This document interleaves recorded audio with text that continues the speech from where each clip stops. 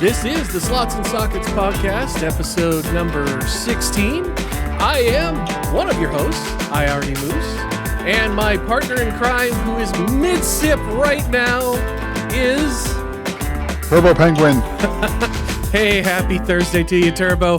So we're kicking off the show with a couple of driver updates. Looks like we got some fun stuff coming down from both of the big guys, AMD and NVIDIA. Yeah, so AMD kind of has their monthly release. What's interesting is on this one you get the Fluid Motion 2, and that's a improvement there. And I think it's for more GPUs, if I remember correctly. And then NVIDIA has a new driver update, but we'll have another one here in a couple weeks. So as is usual, yeah, the game ready stuff. So, yep, 24.9.1. If you don't have it on AMD, go grab it. And if you're running below 565.90 for NVIDIA, hop on that train too. Keep your cards up to date and your game's running smooth.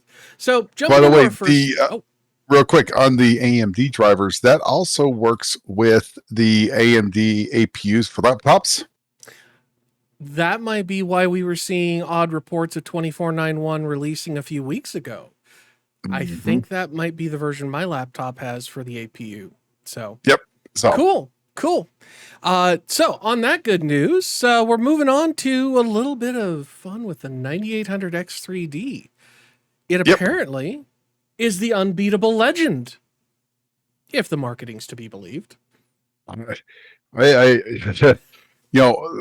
If they either have to have this 100% right, or whoever they fired and replaced with has failed miserably doing the exact same thing, because I'm pretty sure they did almost the exact same thing with the Zen 5 launch, and that has gone horrifically bad. So yeah, well, I think we established pretty well last episode that I'm kind of the optimist of the group, and I'm really hoping that AMD got their marketing crap together, because their launch of the 9600 and the 9700 was just hot garbage.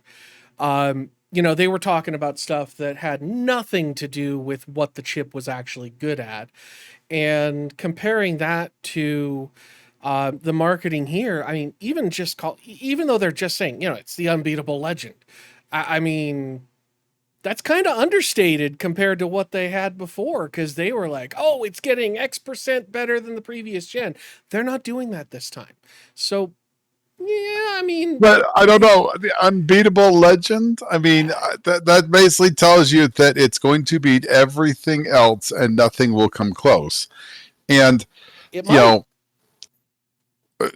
I have to say is, if it doesn't, then... they're going to take in the shorts. They're going to take a heck of a time, and I mean, they should. Yeah. I mean, you screwed up this one, the Zen 5, and you've essentially had to pull up 7800X3D. All I can say is you better have your software ready. It better be amazing. And I also think, in general, I think that they really got to be a little bit price aggressive here. Zen 5 sales have been horrific. Yep. Well, I think the Zen 5 sales have been, I think they've been weak because of that marketing blunder, and that's what got stuck into everybody's mind.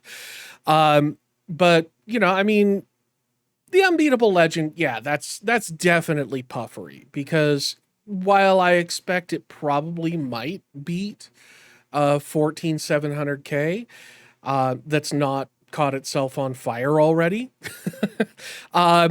it probably will have a hard time with the 14900K, because that's more the domain of your 9900 and 9950 X3D parts that are coming after this. And but apparently it's the unbeatable legend. And so the problem is when you say that, you think you're going to beat everything out there. They might. Unbeatable legend. So would it be safe to say that it's going to be a 7950 X3D? I don't know. It's unbeatable. I mean, judging by the marketing puffery, if it doesn't, then yeah, it could potentially be bad. Now, interestingly, this is a single CCD like the 7800X3D running Zen 5. So we don't have all of the craziness of core parking to go on and all that stuff. So, we could potentially see, since we don't have the extra latency between the CCDs from the fabric, we could potentially see a significant bump in performance over the 7800. Um, we know we're going to see a bump in performance over to the 76 and 7700, but now that they just bumped those to 105 watts, is it going to be that big? Well, Because, we don't have a ton of stuff, and I mean, yeah. you would think that they kind of have some more power available in a 9800X 3D. So, if a 9700X, I think, is now I run it at what, 140 Well, they, watt. they they can run up there, but the BIOS defaults to 105 now with the most recent So, ATISA. I mean, I think it would be nice if you could, if adding more power gives it, so 170 plus, really kind of give it to a performance piece Yeah. and really push the clocks. I mean, the thing is that the one thing they've got to do is if they can push the clocks on that, and you can offer overclocking support, that looks really good. Yeah, well, and that's the other question because we don't have hardware in hand. So, are these parts going to be overclockable? A lot of the stuff I've seen leading up to this has been no, they're not going to be overclockable. They're at least not without just using PBO. And Well, I thought part of the big things is they were unlocking overclocking on the X3D on this gen. maybe I've heard conflicting reports on that. So, like I said, we won't know for sure until reviewers have gone to press with their reviews and people have actual hardware in hand. But I think all of these 3D parts that we have coming soon are really what the market has been looking for. And I expect a lot of the people that are on fifth gen or the 5000 series, so Zen 3, yeah, Zen 3, or Zen 2, like my mom, uh, are waiting kind of in the background saying, hey, I'm going to hold out for the X3D Like your because the 58 X3D was such a killer. what your mom knows about X3D. Oh, no, she doesn't. But I'm saying if I were to buy for her, if she's like, hey, I want to do a new computer, I'd tell her wait for X3D because it's going to be good stuff.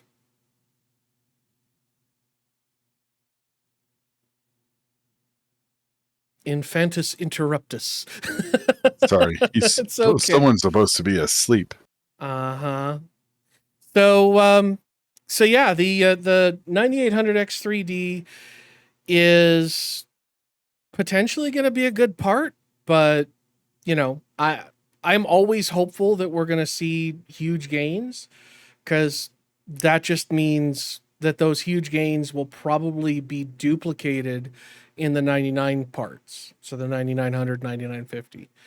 Um but this is probably going to be that sweet spot part where if you're just getting it for gaming, that's the part you want. But if you're doing gaming and some other workload like video rendering or maybe a podcast or live streaming, then kicking that up and to a 9900 or a 9950 X3D would probably be where you want to land. But again, it all depends on what you're going to be doing and what your budget is, because the 9800 X3D isn't going to be a slouch in those workloads. It's just not necessarily ideal for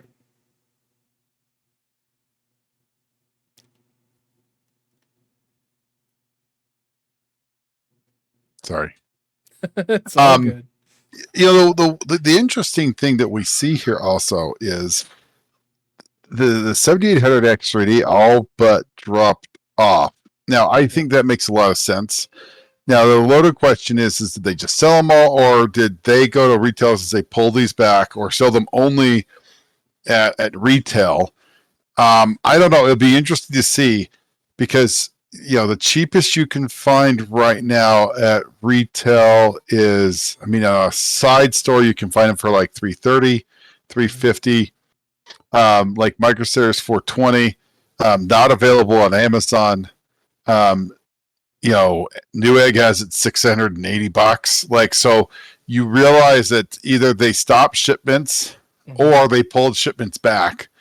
And maybe that's an indication of whether it's going to be maybe $449. We don't know really pricing quite yet, but if they pulled this back, okay, the 7800X3D, and there's a chunk of them sitting somewhere. Yeah. I'm going to guess that they very well could easily make their way back into the normal supply. And if they have any volume, they're going to have to be cheaper. Yeah. And well, I think part of the play here with pulling out the bundles and getting rid of, a lot of the package deals is they're trying to offload that inventory before they have to mark it down significantly and basically get as much profit as they can off of it. Because once the 9800X3D comes out, more than likely it's going to occupy the same price bracket, and the 7800X3D will have to drop down a notch because, they use the same board. It's the same socket. If you're buying new, there's no point in getting a 78 if there's a 98 for the same price. Well, I think that maybe screwed up what some of Zen 5 launch, because you could still find the 7000 series, the 7700X, the 7600X, like 7900X. 79. But you could find those, and they were discounted. So the problem is that if I'm looking at it from that perspective of like, I could go buy a 7700X or a 9700X, and surprise, surprise, the 7000 series is cheaper because everyone's got stock. And maybe that's part of what it is, where it's like, shoot, we've had stuff still out in the wild of the 7000 series, and so maybe that's, but it still doesn't make it any better. Like, it's still, the 9000 series still didn't perform the way it should have, right, to what AMD said. And I don't know. The problem is that I think that they've got some really lofty goals for 9800X3D. And from a lot of people, what a lot of people have said, even within AMD, is like, it's going to be a next generation of X3D. And, this is going to be a game changer. And apparently the legend is unbeatable. People are expecting the 7800X3D to mop the floor. And, they have to deliver. Yep. Yeah. End of story. Exactly. And well, I think on that story, that's really all we had to cover for today, unless we got a bonus story that came in. So I guess on that bombshell, I say have fun storming the castle. Good night, everybody.